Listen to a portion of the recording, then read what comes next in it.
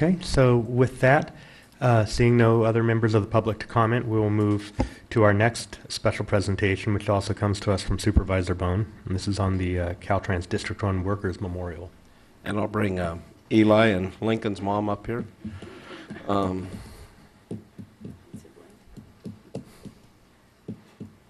And sister, right? Yeah. I brought this forward because last year they really celebrated and honored the workers, and it was probably, and I'm going to be out of town, and I wanted to be there so bad, but I urged my fellow supervisors here. It's as you will see, it's a great presentation. It's a great honor. Brett Fabre from the California Highway Patrol spoke last year, and the CHP and Caltrans were formed about, well, we'll hear the years and everything else, but it's pretty amazing the amount of casualties involved between the two agencies almost run parallel as they provide services and basically a ribbon of asphalt for us to traverse this great state. And it was probably, and I applaud you guys, and I probably haven't said this since last year, you guys did a great job putting it on. Charlie it was a pretty emotional scene. We got all the District 1 guys up here from all over, and it was just, and hopefully it made them think twice. We had Mr. Holgerson, who suffered a catastrophic accident at, I think it was at McKinleyville, right there on the off-ramp there. And his workers turned around, and he was on the hood of a car by a gentleman that basically, an older gentleman that basically lost his way and then panicked. And it was great to see him and his family there. But the amount of the honoring of both of the injured and the fallen guys. So I really appreciate you guys, and I asked you guys to bring this, I guess, maybe out of guilt because I can't be there but sorry. Anyway, thanks, Betsy. Thank you, Rex. Welcome. Thank you. Good morning. My name is Betsy Totten. I'm the Chief of Public Information for Caltrans District 1. And I want to begin by thanking you all for inviting me here today to speak about an event that means so much to me and all of my colleagues at Caltrans. This Thursday morning, as Rex said, we will be holding our District 1 Workers Memorial Ceremony at 10 a.m. at our district office shop parking lot on Albee Street here in Eureka. Now, this event is to honor the 184 men and women who have died on our highways in California. 16 of those individuals have been from right here in District 1. Caltrans is made up of 12 districts. District 1 covers Del Norte, Humboldt, Lake, and Mendocino counties.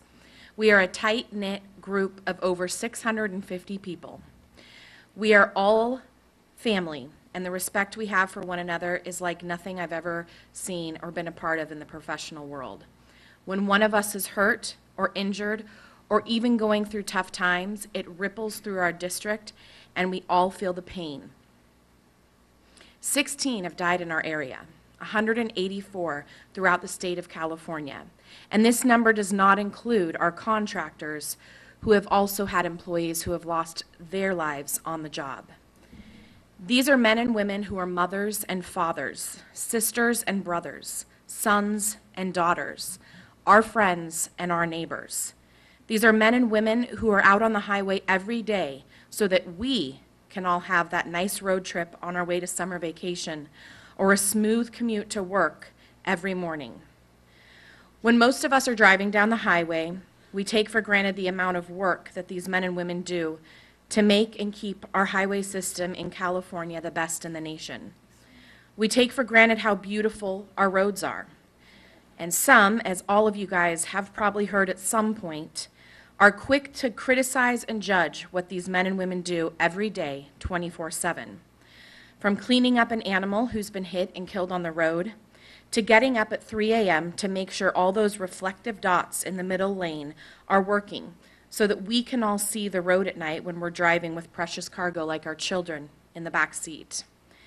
These men and women are called in at 2 p.m. on Saturdays when there's been an accident or a landslide.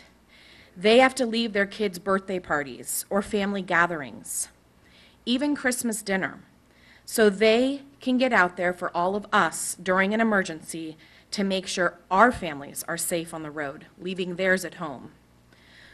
Like Rex said, Lieutenant Brett Fabre from the Highway Patrol spoke last year, and he will be speaking again this year. He made a great point at our memorial. He reminded us that law enforcement officers take an oath to protect and serve. Caltrans maintenance workers do not. They are not paid hazard pay, and they do not carry a badge or a gun. These Caltrans men and women are on the road protected only by plastic cones, a hard hat, and some bright-colored clothing. They count on all of us to see them and to slow down. Their lives are right there, just feet away from our 2-ton-plus metal vehicles plowing down the highway. And as Chief of Public Information, I hear the stories from our crews about the daily or weekly near misses. I hear the stories of cars throwing hot coffee or trash out there at these men and women who are truly my heroes, and it angers me. But it also makes me very sad that much of the public doesn't see what they're doing or who they are. Does waiting in traffic for 30 minutes because our crews are working on a project to make the road safer for you constitute your right to throw things at them or put their lives in danger?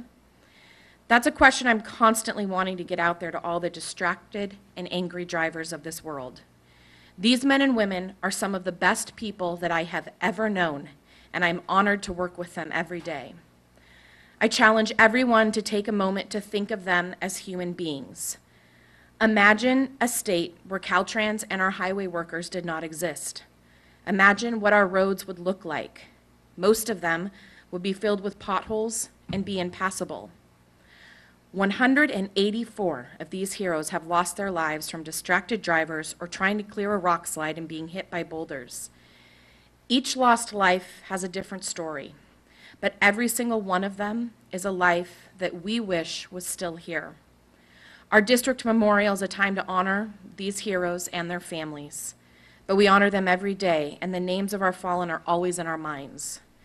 We will be placing 184 cones in our district shop parking lot on Albee Street in Eureka between Wabash and 15th on Thursday at 10 a.m. 16 of those cones will represent the Caltrans family members we have lost here in District 1. James Archer, maintenance supervisor, died in 1921. C.A. Turner, laborer, died in 1927. Ernest Hames, equipment operator, died in 1944. Orrin DeWar, equipment operator, died in 1946. Weldon Edgmond, equipment operator, also died on the job in 1946. Donald H. Jacob, equipment operator, 1953. Charles L. Islick, equipment operator, died in 1956. George M. Leatherwood, senior highway engineer, died in 1957. Wallace L. Chapman, assistant right-of-way agent, died in 1958. George W. Stavig, maintenance worker, died on the job in 1964. Reno E. Redding, maintenance worker, died 1968. Stanley W. Gordon, maintenance worker, died in 1969. Arthur L. Boone, maintenance worker, died in 1972. William Abar, equipment operator, 1983. And Daniel Broski, a District 1 engineering technician who lost his life at one of our work sites in 2005. Those are just the names of those who we have lost here in District 1, and they do not include our contractors' employees. Patsy Broski, wife of our most recent fallen, will be sharing her story, and many others impacted by these tragedies will be in attendance, including most our staff from across the 4 counties we cover. The public is also invited and encouraged to attend. We don't want to have to add another cone to our ceremony next year. So my plea for anyone traveling on our highways is this: please slow down, respect the cone zone, and respect the men and women who are out there sacrificing to make the roads better for us. And if you have the chance, maybe tell them thank you and shake their hand. I can assure you it'll make their day, and that quick encounter with one of these men and women will probably make your day too. Because as I said before, these are some of the most wonderful, down-to-earth, best people I have ever met, and it's humbling to have the privilege of calling them my friends and colleagues. We will be wearing these ribbons on our lapels on Thursday, and we're going to be giving one to each and every one of you. We encourage you to wear it on Thursday as well, even if you cannot attend the memorial. Thank you for all inviting me to share and giving me the opportunity to tell you about our heroes. Thank you. Supervisor Bass? Thank you, Mr. Chair. And Betsy, I'm sorry to say that I won't be able to attend. I'll be at an event in McKinleyville, but I'll be glad to wear the ribbon and actually speak.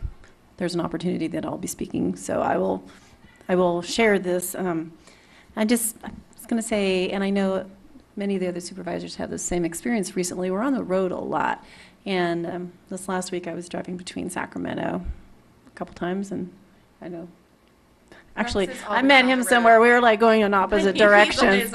But, and there was a lot of construction, but, I think we know, we respect, and the thought that you're telling me that people are throwing things at the workers just totally amazes me. But, I think I'm very cognizant when I go through of being aware and being slow. And I think it was on Highway 20, and it was probably one of the contractors, I would suspect. But there was a makeshift memorial on the side of the hillside that, it was someone who was working on a project, hard hat, it was a real reminder on that drive home of the dangers. And I know of several instances in the past. So sorry I can't be there, but I certainly do appreciate it, and I'll do it. I'll be happy to wear my ribbon. Thank you. Supervisor Fennell? And unfortunately, I can't be there either, and I really would love to be, Betsy, but yeah, I'm one of those ones who goes up and down that beautiful strip of pavement every day practically, and see the hard work that it takes to keep that in the kind of shape that we need in order to be safe on there. So I really appreciate the work of everybody involved. I see them all hours of the day and night, wherever we go, and thank you for your impassioned cry to people also, because I do think that even if people are not aware, if an event is happening, their eyes are drawn to it, and sometimes they can cause real danger to people who are working there. So thank you, and I certainly will wear my ribbon on Thursday. We found out that, yes, the first flight to Portland is going out on the same day, so we understand that is a big deal, and we're excited about that, too, for transportation. So thank you. Supervisor Sundberg? Thank you. So, yeah, I also have to apologize. I'm going to be in Wairika on Thursday, so I'm not going to be able to attend, but I do appreciate everything Caltrans Workers does for us, and I see them out there working hard all the time. Thank you. Thank you.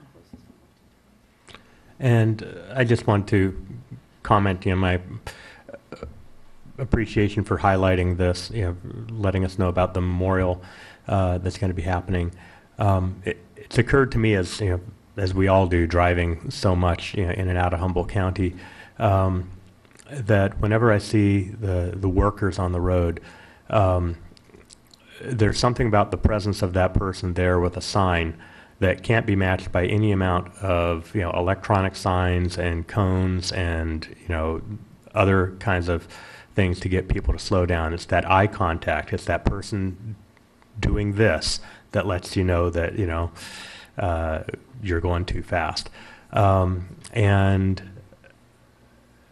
it's actually it's the way we are in our cars. The Caltrans workers are often the only human contact we have, even if it's just fleeting, even if it's just you're stopped for a while, and then as you go by, you get a wave, and it's a humanizing aspect of the whole thing, and it's important that we recognize that they're out there doing important work, and to be careful.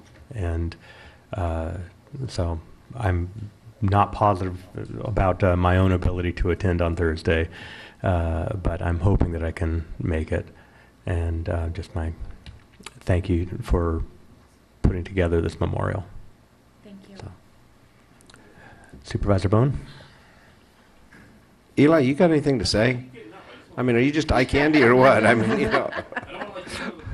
Why are you here, Eli?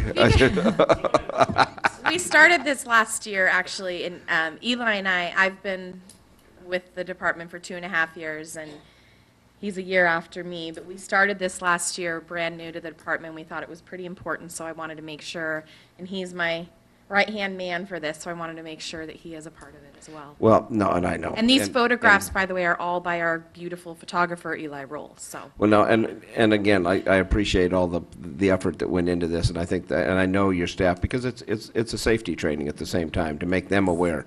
You know, we can only be as safe as they follow the guidelines and be safe and don't take anything for granted and things like that. And as somebody that's driven, I think I'm well over 2 million miles of driving back when I was a truck driver, and 99.5% of it was right here on, you know, California roads. So over the years, the improvements they make on the roads, I think my last venture was recently when we had the trees fall across the road down by Lolita and ended up directing traffic for 8 hours rather than going to the pancake breakfast in Petrolia. So, And we loved your you know, photos. yeah, and the photo, and I sent Betsy photos of the crew, and she used them. So, but I mean, that was also on a Sunday, and the full crew was out there within a crew was out there within an hour. A full crew was out there and had the road open like in 6 hours with 2 trees, and so it was quite a deal. But again, emergencies seem to happen after 5 o'clock and on the weekends and on holidays, probably more so than anything, and they always react. So tell Charlie his guys are doing a good job. So